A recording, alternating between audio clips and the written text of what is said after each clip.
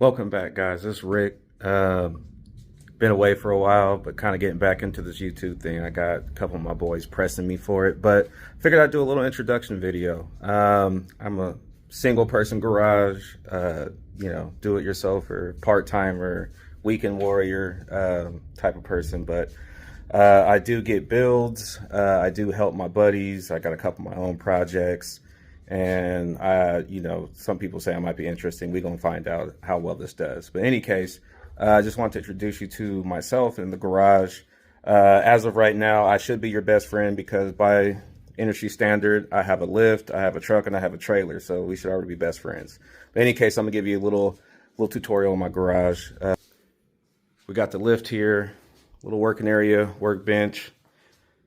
Parts wash table. Roll around toolbox. And I got 3 engines currently in the garage, one of my own, 2 for customers, friends, customers, in 3 different stages. I got a short block right here, 351. For those of you who follow me on Instagram know that I have a drift car. And currently that drift car was a 302. It's at the body shop getting some paint and body work done and some upgrades aesthetically wise. But short block, I've already kind of measured everything out, just waiting on a couple parts to arrive. Haven't really done anything with it just because of the fact that I don't have the car with me, still at the shop. But one car that I do have here, this is a build I'm doing for it. It's a 306, some GT40 heads, 1.72 roller rockers, and an Anderson cam. Then we have my buddy's build. This is a little wild, but it's going in a summer edition triple white. So he wanted to do a crazy scheme on it. So we did a triple, we did white, powder coated upper and lower intake manifold, valve covers, all the front accessories are powder coated. So this will all be really clean. Typically keep a couple plastic bags over it and a moving blanket just to keep it, bright white. We don't want to get any fingerprints on here because trust me, it was very difficult keeping it this white with the assembly of it. What else? I am going to talk about today on this video is really a part 2 to the Ron Francis wire harness for the Fox Body 302. It's not necessarily made for a Fox Body. It can be used in the Fox Body, but it's a universal harness designed to run a multi-port fuel injection 302, 351 inside of any vehicle you can stuff it in. But I'll give you a quick little tutorial. Sorry I had the garage door closed. A lot of noise in the background. My neighbor's out there working on his car. But the motor, this front sump, old school style setup is going to go in the 71 Maverick Grabber. I got to get to. This is one of my daily drivers. This is my Coyote 2016 GT Premium. This is a car that I am going to do a Holley Terminator X wire harness and standalone. I'm also going to do AC on this car, electric fans. The motor that used to be in my drift car I had rebuilt and I was going to throw it back in, but then this guy decided that he wanted to buy it from me, and all those funds went directly into funding the last of the build parts for the 351. So once I get the wire harness routed in, we'll have the motor thrown in. This is a 240 SX. It's an 89 S13 with a 5-liter swap. It's got a probe rotating assembly. It's got an Anderson cam, AFR heads, trick flow top end. It's got a Holley Terminator X standalone MSD ignition. We did an angle kit on this thing. We did BC coilovers front and rear. It's got a CX Racing swap kit in it with some long tubes. This one does run. It's actually going to be headed out of here soon.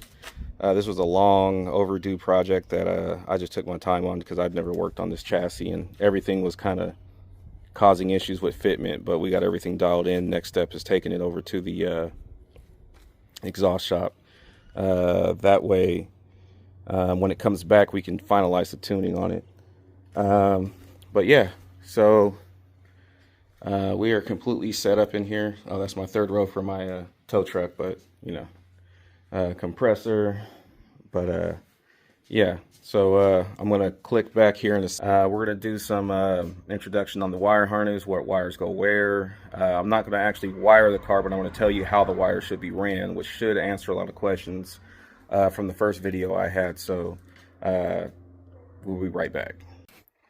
All right, so this should be after the cut, but what we're going to talk about now is where those wires go and basically what they do. So for those that don't know, we'll make it very simple. Be probably too simple for some, but better safe than sorry, right? So obviously this is the side that's going to connect into your ECU. So that's very basic. Then it travels up. Now I do want to note that I did reroute a few of these wires based on the way I'm installing this harness. That's the beauty about it. The wires are fairly long. You will have to adapt some based on how you do the install. But any case, this pink wire here, it's going to be labeled on it. Ron Francis is really good about labeling these harnesses. But this is for your fuel pump. So depending on what setup you got, if you read the instructions, if it's a standard stock style 30 amp or less draw on the fuel pump, this should be fine because it is connected to this pack of relays over here, and it does have its own individual fuse. So these are going to be all the relays that are going to be used on the vehicle. Depending on your option for mounting, you're going to either hide these in the car or tuck them somewhere underneath the dash. Depending on the for me, depending on the person's want and what they want to spend, for the most part, is how I'm going to set this up. The person that pays less money gets this under the hood. The person that pays more money is going to get this under the dash. So they have two options as far as where you want this put, because it is a lot more work to put this inside the car than you can actually think about, because these two packs right here are huge. And then we roll over, you see there's a red wire I have routed going this direction. This wire here should go directly to the battery, or maybe the starter solenoid, depending on, once again, how you have this set up.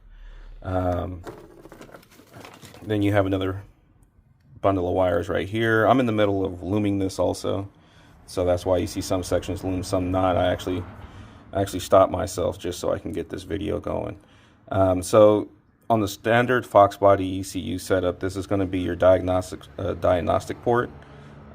So you're going to want to tuck this somewhere under the hood for easy access. Not that too many people use this anymore, but for those of us who still know how to use it, it's a good tool. So definitely keep that somewhere under the hood. Sorry, got some of my random junk sitting around, but this wire here, this one here is your fuel inertia switch. So you should have on the Fox body, there should be like a fuel cutoff switch that's in the back of the car in case of a rear end collision. This right here would shut your fuel pump off, or it's basically like a loop through for the fuel pump. You can bypass it by connecting the two wires together, which, you know, if you want to play it dangerous, go right ahead. I still mount, not in the stock location, but I still mount a inertia cutoff switch. So that's what this little bundle is for. Then we have this bundle here. This is going to be for, depending on what type of ECU you have, you're going to either plug in the manual transmission version or the automatic transmission version, and that's going to be based on what type of O2 sensors you have as well, based on what kind of ECU you have. There is a possibility of burning out the ECU based on not having the proper matching setup from the ECU to the O2 sensors. I personally haven't had that issue, but I've heard of it being an issue, so that's why they sell it to you like this with these two options. This next bundle of wires here, give me a second. These are what's going to go underneath the dash. Let me see here. This orange wire. Sorry, it's hard to do this in my hand, but if you can see it, it says keyed run. So this should turn on when the key is to the run position. There's more instructions on that in the Ron Francis manual. This one here is power for the ECM, so you're going to need a keyed on power as well for this one. Let me see here. We still got two more to go through. This one right here is the TFI module wire.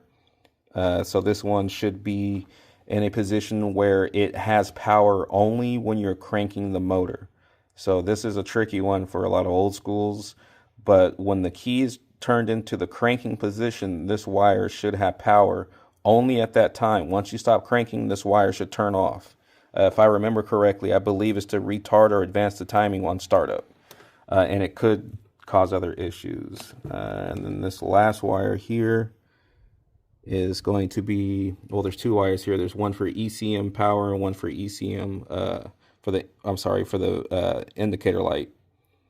These are for the check engine light. Yeah, you have two. This one's right here as well. And then everything else is pretty standard. Should be plug and play from that point on. You have all your O2 sensor harnesses. If you're running an automatic, which this car is not, you have your VSS speed sensor for the AOD. You got your TFI plug-in. You got your O2 sensor plug-ins. I'm sorry, this is the distributor. This is your TFI coil plug-in. This black wire here is for your alternator. This is telling your alternator when to turn on and when to turn off so it doesn't drain your battery while the car is off.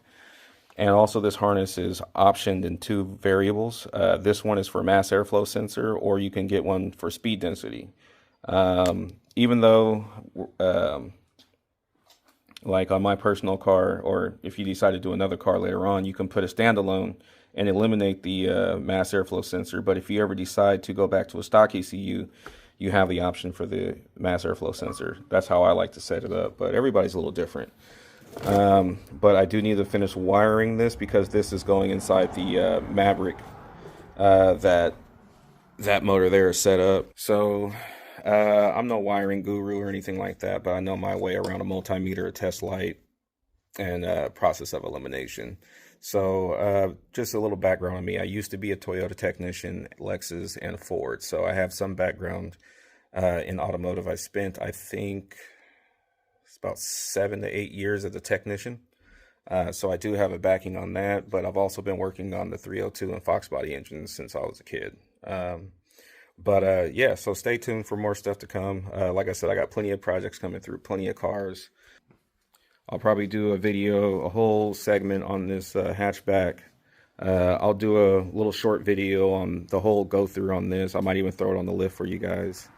The Coyote's no fun. It's a new car, it's stock, so there's no enjoyment there. But like I said, there's plenty of other stuff I have going on. So just be on the lookout. Thank you, like, subscribe, all that good stuff. Have a good day.